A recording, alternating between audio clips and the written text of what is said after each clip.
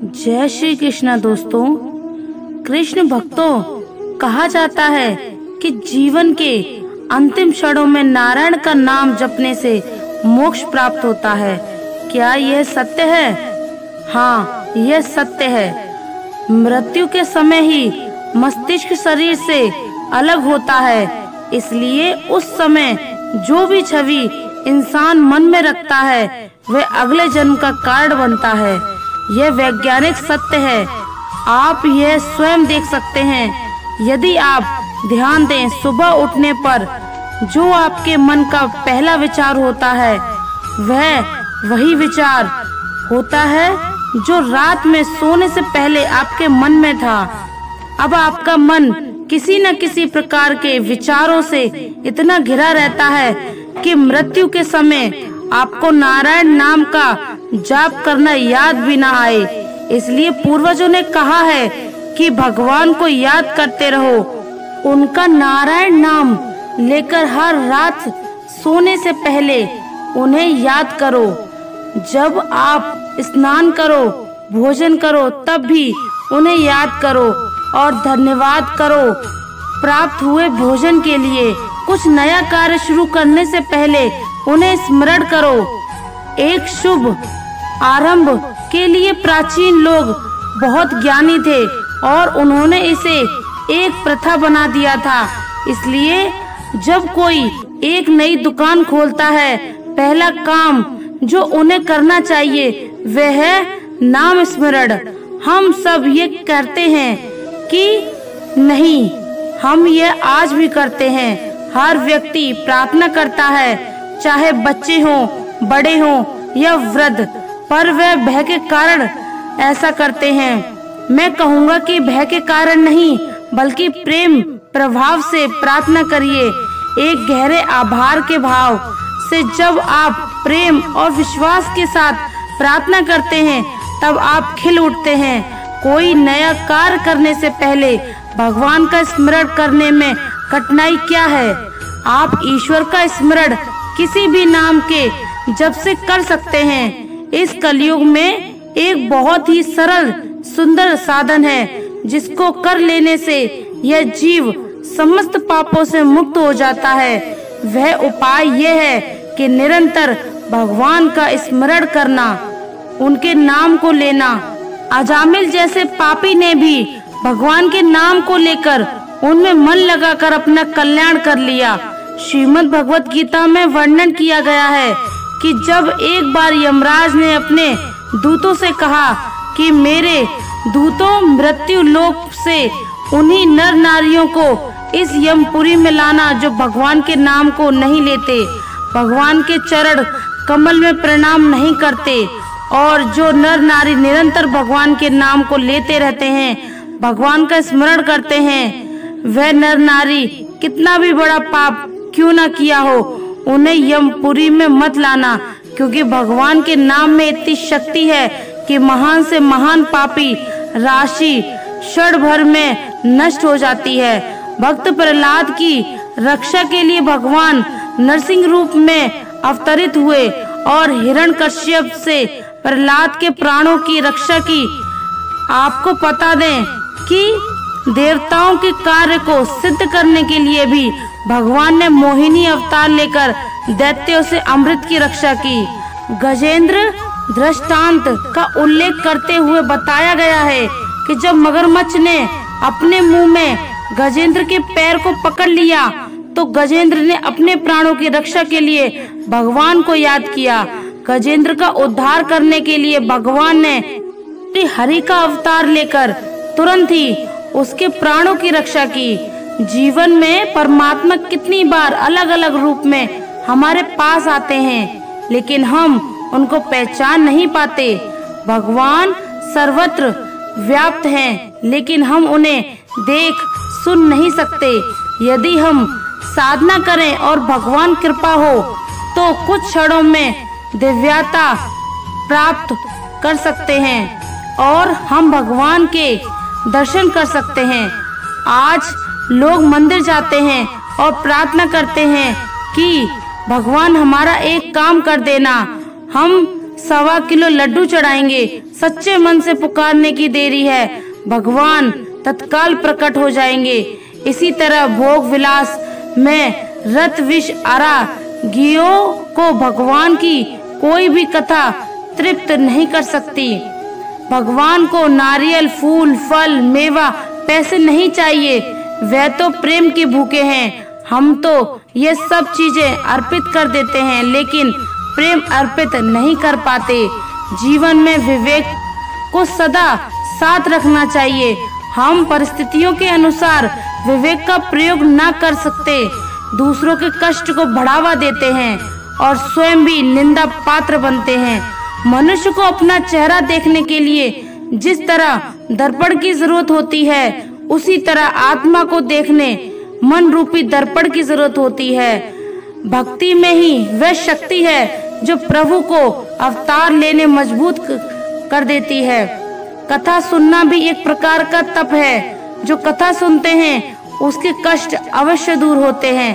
अगर मनुष्य के कर्म अच्छे होंगे तो भगवान का साथ उन्हें अपने आप ही मिल जाएगा, क्योंकि जो इंसान अच्छे कर्म करते हैं उनके साथ भगवान स्वयं देते हैं।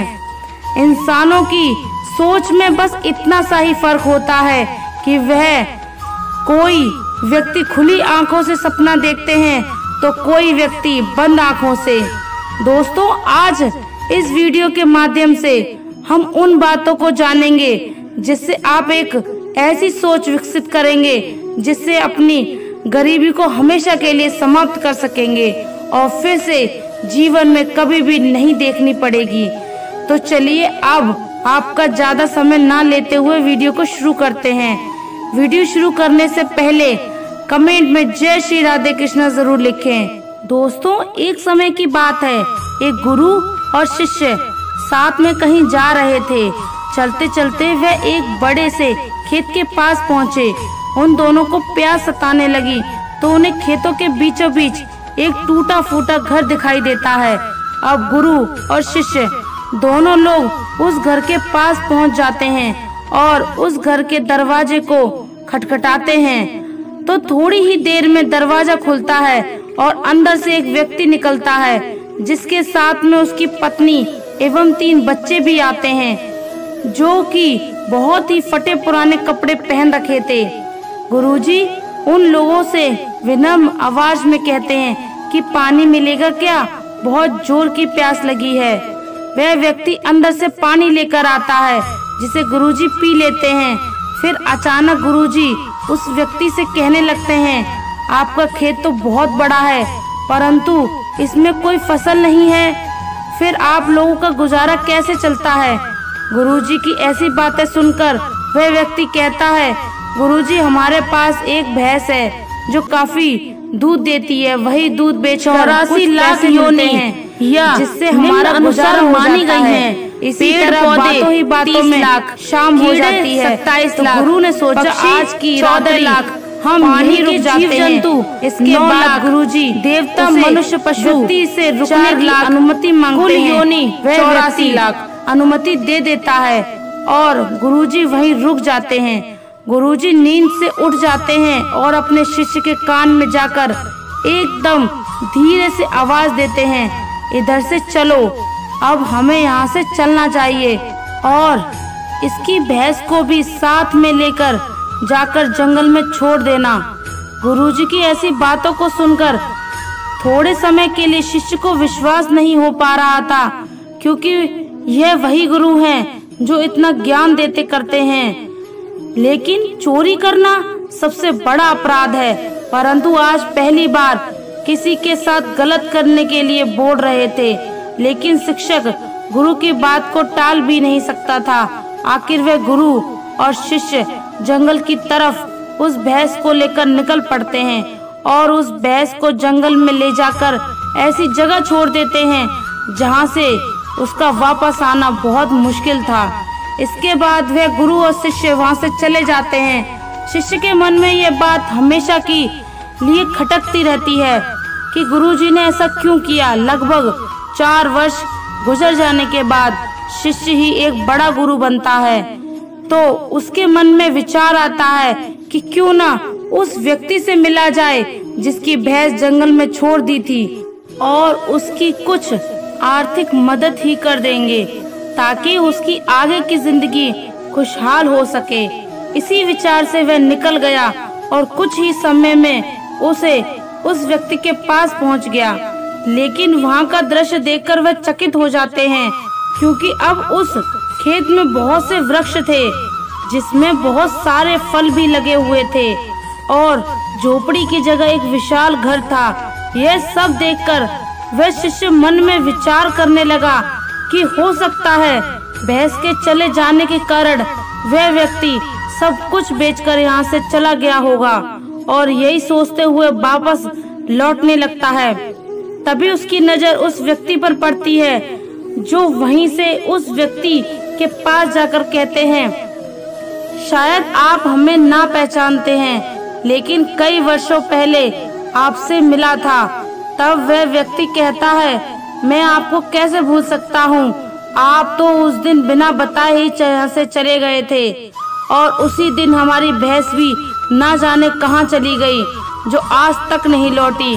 कुछ दिनों तक मैं बहुत परेशान था, कुछ समझ नहीं आ रहा था कि अब क्या करें, परंतु जीने के लिए कुछ न कुछ काम करना भी जरूरी था।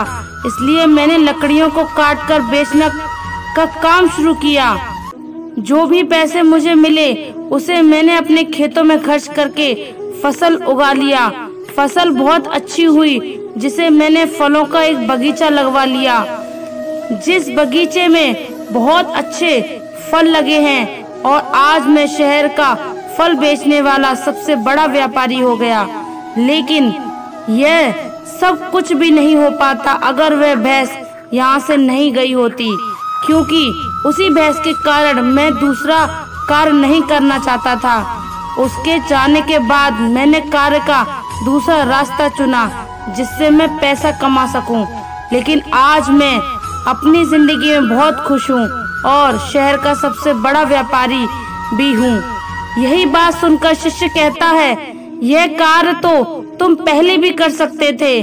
तब वह व्यक्ति बोला, कर तो सकता था, परंतु उस समय मेरी जिंदगी बिना मेहनत किए भी चल रही थी।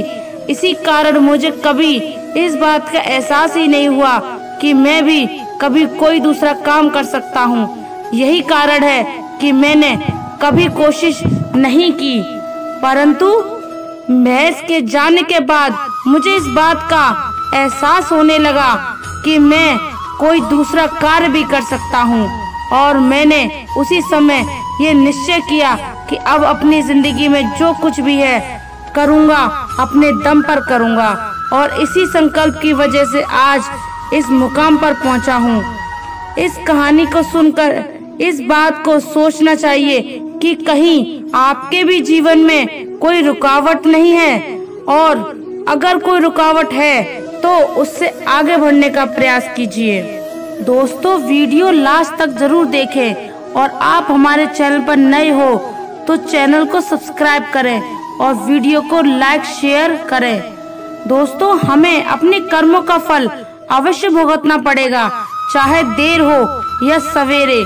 कर्म तो हमें भुगतने ही पड़ेंगे, इसलिए कर्म करने से पहले एक बार अवश्य सोचें, क्या मैं यह सही कर रहा हूँ? अगर कर्म करने से पहले अच्छे से सोच ले तो शायद हम बुरा कर्म करने से बच सकते हैं। अगर आपने अपने आप को बुरे कर्म से बचा लिया तो सजा भी बचा लिया। आपने बुरा कर्म कर लिया तो एक न एक दिन भगवान अवश्य सजा देगा।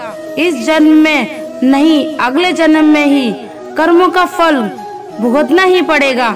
श्री कृष्ण जी ने भी गीता में कर्मों को ही सबसे उत्तम बताया है, क्योंकि कर्म ही हमारे भाग्य का निर्माण करते हैं।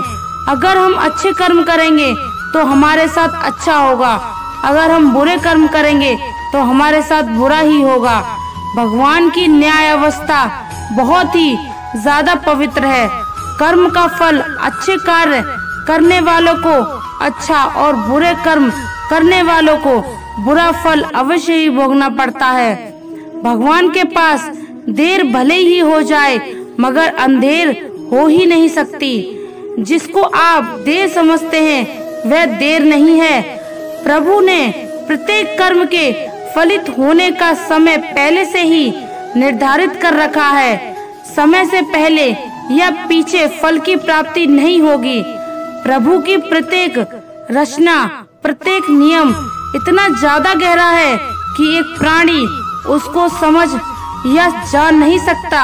आज जो कर्म हम कर रहे हैं, परिपक्व होकर उनसे ही हमारे भाग्य की रचना होती है।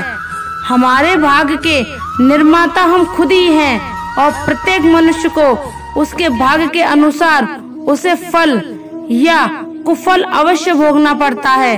इस समय हम जो दुख भोगते रहते हैं, ये हमारे ही पिछले जन्मों का या इसी जन्म के हमारे किए हुए बुरे कर्मों का पाप का फल है। हमें कभी भी प्रभु को दोष नहीं देना चाहिए। भगवान का एक विधान यह है कि हमारे कर्म, विचार और भावना को अनुसार ही हमें खुद को ही भोगना पड़ेगा। मनुष्य के कब किए हुए पाप का फल कब मिलेगा, इसका कुछ पता नहीं। भगवान का विधान पवित्र है। जब तक पुराने पुण्य प्रबल रहते हैं, उग्र पाप का फल भी तत्काल नहीं मिलता। जब पुराने पुण्य खत्म हो जाते हैं, तब पाप की बारी आती है। इस लोक में जो दंड भोग लिया जाता है, उससे थोड़े में ही शुद्धि हो जाती है, नहीं तो परलोक में बड़ा भयंकर दंड भोगना पड़ता है। मगर सत्संग दंड को कम कर सकता है या फिर कुछ साथ के रूप में भी दे सकता है। अपने दुखों को हंस हंस कर झेलो, फिर रोकर क्यों झेलें, क्योंकि रोने से कष्ट दुगना हो जाता है और हंसते हंसते रहने से आधा हो जाता है। जिस दिन पाप कर्म हो जाए तो अगले दिन उपवास रखो। यह एक उत्तम, यह कर्म भूमि है। कर्म को करना पड़ेगा। कर्म नहीं करोगे तो पाप चढ़ेगा। जैसा कार्य कर्म होगा, वैसा ही फल भी भोगना पड़ेगा। किसी भी रूप में जहाँ अन्न का अपमान होता है, वहाँ भी मैं नहीं रहती हूँ। दोस्तों, आशा करते हैं आपको हमारी ये वीडियो पसंद आई होगी और अगर आप हमारे चैनल पर नए हैं तो चैनल को सब्सक्राइब जरूर करें और कमेंट में जय श्री राधे कृष्णा जरूर लिखें। धन्यवाद।